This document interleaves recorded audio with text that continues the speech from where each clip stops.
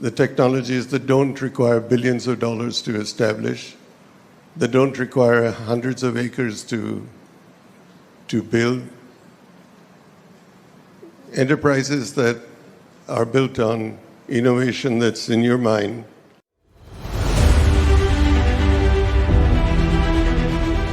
Ratan Tata, the chairman of the Tata Group, is one of the most successful businessmen in India. He is credited with turning the Tata Group into a global conglomerate. Under his leadership, the Tata Group has made numerous acquisitions, including Corus Group and Jaguar Land Rover. Ratan Tata is also a philanthropist and has been awarded the Padma Bhushan and the Padma Vibhushan, two of the highest civilian honors in India. His story is an inspiration to many young entrepreneurs. Ratan Tata is an Indian businessman who was born on December 28, 1937 in Bombay. His parents got separated when Ratan was 10 years old. Ratan was then formally adopted by his grandmother and widow of Sir Ratanji Tata, Navajbhai Tata, through the J.N. Petit Parsi orphanage. Ratan Tata was raised with his half-brother Noel Tata, son of Naval Tata and Simone Tata. Ratan Tata's lifestyle is different now than when he was a child. Back then, he lived in luxury at Tata Palace in Mumbai. He had 50 servants to take care of him and drove to school in a Rolls-Royce. Ratan attended Campion School in Bombay until 8th grade, then moved to Cathedral and John Connon schools in Bombay and Bishop Cotton School in Shimla for further academic activities. He finished his academic education in 1955 by graduating from Riverdale Country School in New York City. After 4 years at Cornell University, he earned a bachelor's degree in architecture. Later on, in 1975, he participated in the 7-week advanced management program at Harvard Business School, which he has been financially supporting ever since. In 1962, he joined the Tata Group and his first job was working with the Tata Steel Division in Jamshedpur. He worked with the employees, shoveling stone and working with furnaces. In 1971, he was appointed director in charge of the National Radio and Electronics Company Limited, NELCO. At that time, NELCO had a 2% market share in the consumer electronics market and a loss margin of 40% of sales when Ratan took over.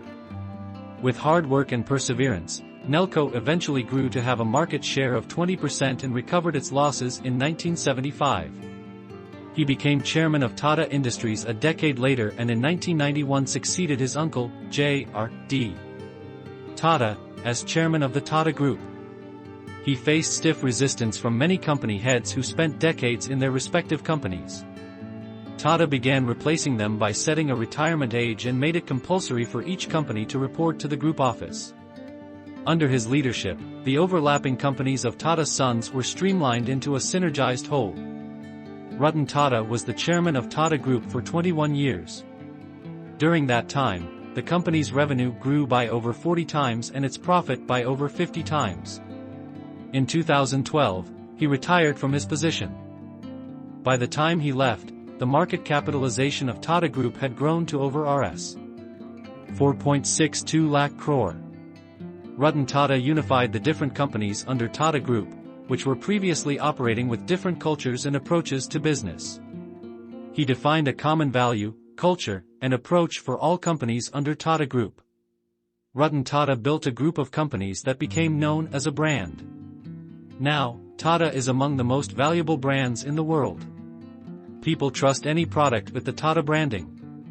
When Tata sponsors an event, people see it as more credible. For example, when Tata became the title sponsor of the Indian Premier League, IPL, it felt different. This credibility comes from Ratan Tata's work in building this empire. Ratan Tata led Tata Group as a global company.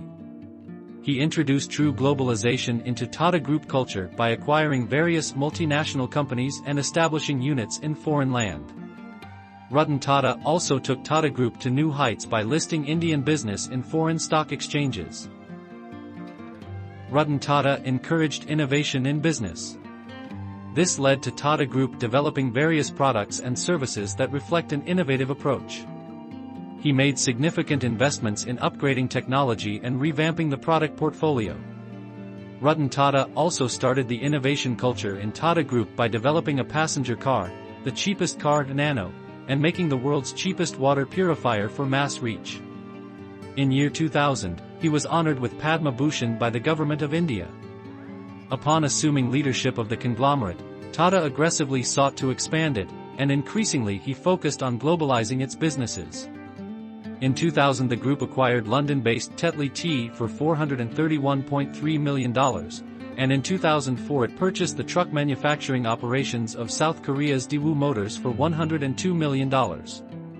Ratan Tata is a fan of flying. He became the first Indian to pilot an F-16 Falcon in 2007. Tata showed great generosity and leadership during the 26/11 attacks. Unarmed, he stood outside the Taj Hotel and supervised activities to help victims. He also visited the families of employees who were killed or injured. He did everything he could to help victims and even asked what they wanted him to do. Ratan Tata is known for revolutionizing the automobile sector in India. He is famous for introducing Tata Indica in 1990s. However, this car was not successful and sales were low.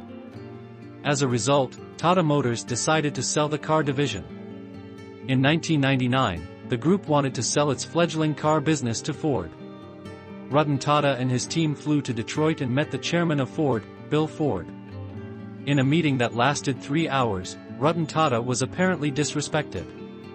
Bill had apparently told them that they knew nothing about cars and they shouldn't have started the car division. He even went as far as saying that Ford was doing Tata a favor by buying his car division. After the meeting, Ratan Tata decided not to sell the car division. He worked harder on Tata Motors. People say that failure is a great motivation. This was true for Ratan Tata. 9 years later, he got his chance and took revenge on Ford. He bought Jaguar, Land Rover from Ford for $2.3 billion when the company was close to bankruptcy after the 2008 global financial meltdown.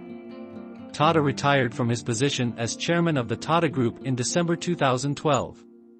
In October 2016, following the ouster of Cyrus Mistry, Tata served as interim chairman for a brief period of time. In January 2017, Natarajan Chandrasekaran was appointed chairman of the Tata Group. Business titans like Ratan Tata don't come around often. As the chairman of the Tata Group, he was responsible for steering the conglomerate to new heights. However, it's not just his business acumen that sets him apart. Ratan Tata is also known for his impeccable integrity and humility. In a world where greed and ambition often reign supreme, Ratan Tata's values are a refreshing reminder of what's truly important in life. One of the most important lessons we can learn from Ratan Tata is the importance of staying true to your values. In a rapidly globalizing world, it's easy to get caught up in the race to acquire more and more. However, Ratan Tata has always remained grounded, refusing to cut corners or compromise his principles. As a result, he has built an enduring legacy based on trust and respect. Another lesson we can learn from Ratan Tata is the power of humility. Despite his tremendous success, he has always remained humble and down to earth. He staunchly believes that no one is above others and that everyone should be treated with respect. This attitude has helped him to win over even his harshest critics.